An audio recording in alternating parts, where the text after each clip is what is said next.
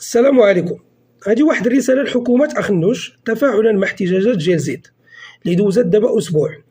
مجموعة ديال الشباب خرجوا للشارع كيطالبوا بالصحة والتعليم، وهذه مطالب ديال الشعب المغربي وليست لجيل زيد فقط، حيت لا أظن كاين شي مواطن في بلادنا أراضي على مستوى الصحة والتعليم في هذه البلاد.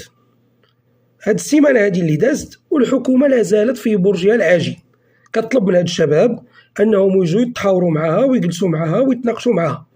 فعوض هاد الحكومه ما تنزل عندهم وتتواصل معهم بالوسائل ديالهم كتقول لهم لا نتوما اللي اجوا طلعوا عندنا. وحنا كنعرفوا بان جيل زيد من النهار الاول كيقول لك حنا ما نبانوا لا بالاسماء ديالنا ولا بالصور ديالنا، حنا جايبين مطالب ديال الشباب وكنقولوا لكم عطونا حلول انيه.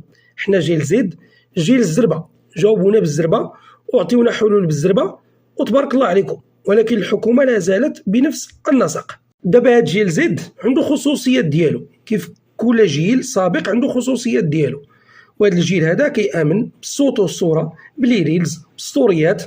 فما العيب الى واحد من هاد الوزاره هذه، خاصه الوزارات المعنيه اللي هي الصحه والتعليم، خرج بواحد الريل هكا فيه 3 ولا 4 دقائق وقال باننا راه سمعنا المطالب، وعوض ما يدير تبريرات او يقول الانجازات اللي دارت الحكومه يقول شنو هاد دار، ويقول اودي راه حنا دابا غنديروا واحد المباراه وغادي نوظفوا واحد العدد ديال الاطباء وديال الممرضين لسد الخصاص، وبان المناطق الهامشيه غادي نديروا فيها مستوصفات وكذا وكذا.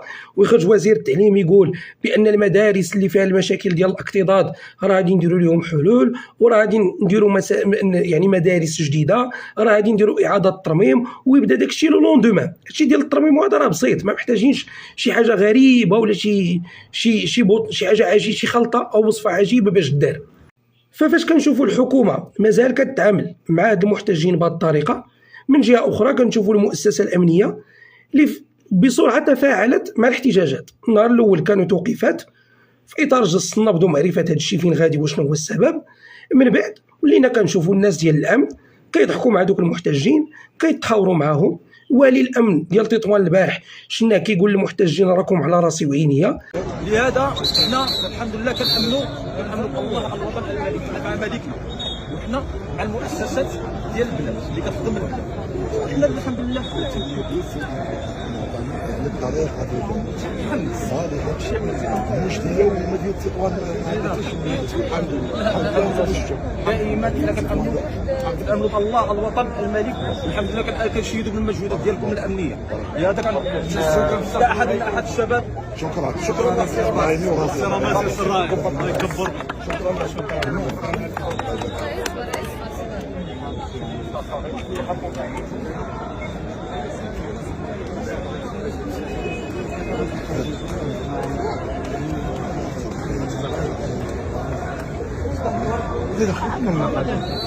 كنشوفوا الان حتى المحتجين ولاو كيجيبوا الورود للناس ديال البوليس وكيشكروهم.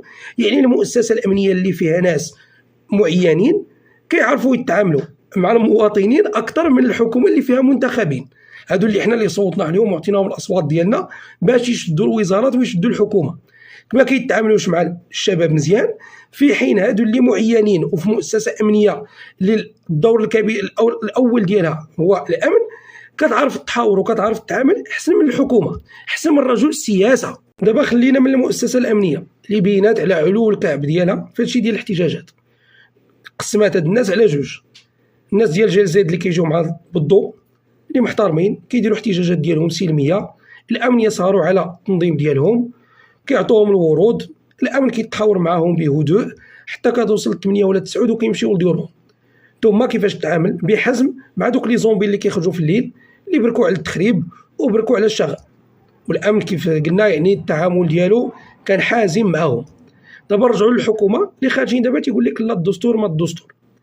دابا الدستور هذا كيجبدوه ما فاش كتكون الاقاله، اما فاش كنقولوا ربط المسؤوليه بالمحاسبه ولا امور اخرى تينساو هذا الدستور، وكيخليو دائما الحاجه لجلاله الملك. يعني ضروري جلاله الملك هو اللي يخرج يقلب الحلول. فعلاش ننتخب حنا هذه الحكومه الا نبقاو ديما نرجعوا لجلاله الملك؟ علاش غنصوتوا عليكم الا في الاخر جلاله الملك هو اللي يلقى لنا الحلول؟ فرساله هذه الحكومه راه ما يمكنش تعاملوا مع جيل زيد، جيل الزربه، جيل الفاست فود، جيل التيك توك والانستغرام اللي كل شيء كيبغي بالصوت والصوره والتعامل بسرعه. عن طريق البلاغات اللي مكتوبه باللغه العربيه اللي ولا الان مكانها في الرفوف. كتكتبوا شي بلاغات بواحد اللغه اللي كنظن الوزراء فيكم ما كيقدروش يقراوها مقاده، فما بالك مصيفطها لواحد الجيل قد هكا. فالاخوان راه ما يمكنش تعاملوا مع الناس ديال 2025 بعقليه ديال الثمانينات والتسعينات. راه خصكم لا ميزاجور، وحتى الاحزاب ديالكم خصها شباب ديال هذا الجيل هذا اللي يكون فاهم وقادر يتواصل مع الابناء ديال الجيل ديالو. راه ما يمكنش مازال احزاب تسير بديناصورات، ناس اللي من نهار تزاديت انا وانا عاقل عليهم فاش كنشعرهم كحل تشعرهم بياض. والله يهديكم.